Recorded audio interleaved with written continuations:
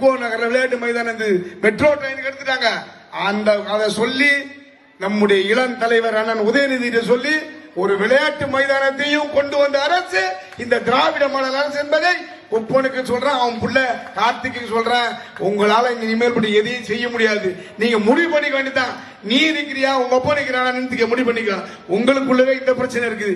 நீங்க இதை விட்டுட்டு நீ அதை செஞ்ச சொல்லாத. அந்த வேலை நடக்குதே இல்லை, அங்க போய் பாரு. காலேஜில் வேலை நடக்குதே அங்க போய் பாரு. அதை போயிட்டு இந்த ஆட்சி ஊழல் ஆட்சி, உங்க ஆட்சி ஊழல் ஆட்சி, உங்க முதலமைச்சர் ஊழல் ஆட்சி, ஊழல் பண்ணிட்டு ஜெயிலுக்கு போனது ஜெயலலிதா. இப்போ போறது எடப்பாடி பழனிசாமி. அதுக்கான வேலை நடந்துட்டு இருக்கு. முதல்ல ஊழல்ல உருகுலமா இருந்து குருகுலமா பண்ணது அதிமுக. ஒரு முதலமைச்சர் ஜெயலலிதா முதலமைச்சர் மண்டல் பணம் நீ கொடுத்த பொங்கல் நேற்று வந்தது. நாங்க எப்போ வந்தோம் தெரியுங்களா? 60 ஆண்டு காலத்துக்கு முன்னாடி வந்தோம். 60 ஆண்டு காலத்துக்கு முன்னாடி பரசுராமன் ஒருத்தர் இருந்து இந்த திருவொற்றியூர்ல நாங்கள் பொங்கல் விழா செஞ்சிட்டு இருக்கோம். 2006 வந்து என் தலைவர் கலைஞர் வந்த பிறகுதான் பொங்கலை பொங்கல் விழாவை கொண்டாட ஆரம்பிச்சாங்க. நீங்க பொங்கல் விழாவை நம்ம எப்படி பண்ணா சமத்துவ பொங்கல் கொண்டு வந்து பொங்கல் விழா கொண்டு வந்தது நம்முடைய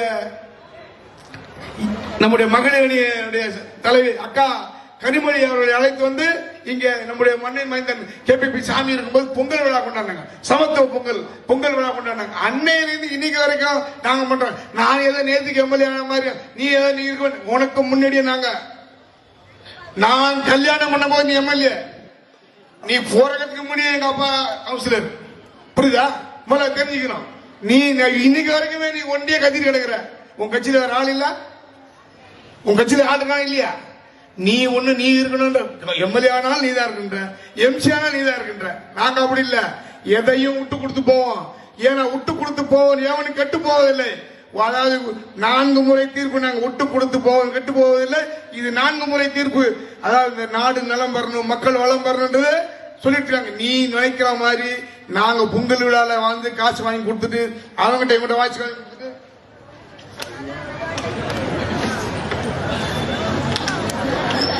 யாருக்கிட்ட காசு வாங்கி கொடுத்துட்டு போற அளவுக்கு நாங்க ஒண்ணு அவ்வளவு ஒரு ஏழ்மையானம் கிடையாது. உன்னை விட உருப்படியாத மேல இருப்போமே தவிர நீ பாரு, எங்க வீட்டுல யாரும் எப்படி இருக்கான்னு தெரிஞ்சுக்கலாம். முதல்ல நீ எப்படி இருக்க பாரு. வரக்கூடிய காலத்துல பார்க்கலாம். நான் சொல்லக்கூடாது எதுல பெருசா இருக்குன்னு சொல்லணுமே தவிர இதுல சொல்லக்கூடாது. அதனால் வரக்கூடிய காலங்கள் பதில் சொல்லும் என்பதை கூறிக்கொண்டு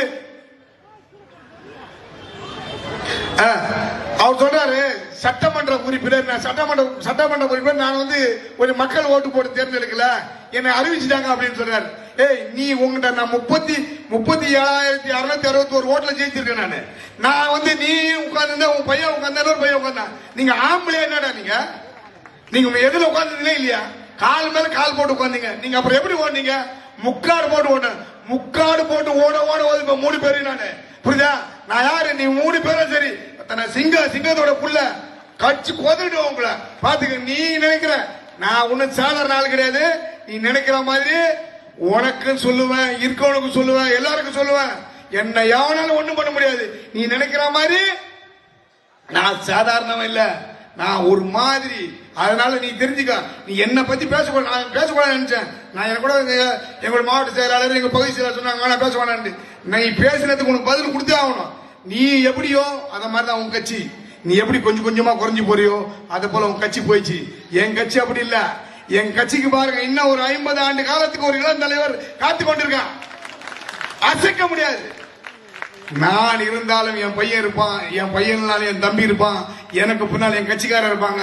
1000 பேர் 1000 கைகள் மறைத்திருந்தாலும் மாதவன் மறைவதில்லை. ஆணையிட்டே யார் தடுத்தாலும் அலைகடல் ஓயாது. உதயசூரியனுடைய ஒளி ஒளித்து இன்னும் 50 ஆண்டு காலத்துக்கு நம்முடைய இளம் தலைவர் அவர்கள் உதயநிதி இருக்காங்க. அவர் இருக்க வரைக்கும் இந்த கட்சியை எவனாலையும் அசைக்க முடியாது, ஆட்ட முடியாது.